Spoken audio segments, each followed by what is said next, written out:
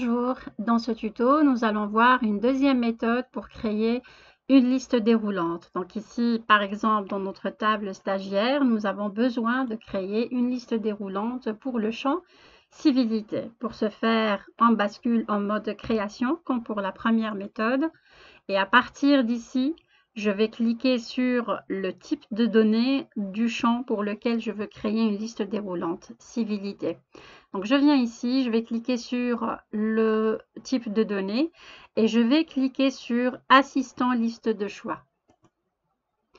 Alors ici, il m'ouvre une fenêtre de sécurité. Je vais lui dire d'ouvrir. Il me donne un assistant. En suivant pas à pas, je vais pouvoir créer une liste déroulante.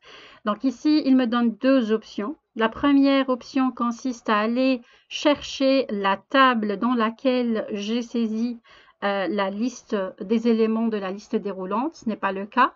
Mais moi, je vais cliquer sur « Je taperai les valeurs souhaitées moi-même ». Donc, je clique sur la deuxième option et je vais cliquer sur « Suivant ». Alors, en cliquant sur suivant, il m'ouvre une petite fenêtre avec une colonne. Et ici, dans cette colonne ou sur ce champ-là, je vais saisir les différents éléments de ma liste déroulante.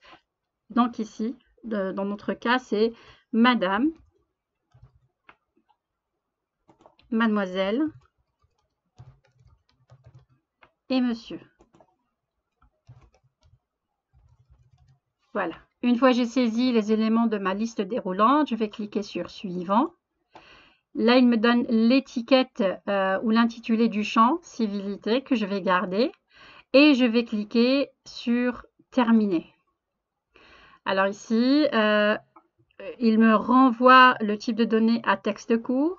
Mais ce qui est en plus, ici en bas, dans Liste de choix, dans l'option Liste de choix, je retrouve le contenu de la liste déroulante, ce que je viens de saisir. Voilà, une fois que j'ai fait ça, j'enregistre les différentes manipulations ou modifications et je bascule en mode feuille de données. Je clique sur le champ civilité pour vérifier et je retrouve ma liste déroulante.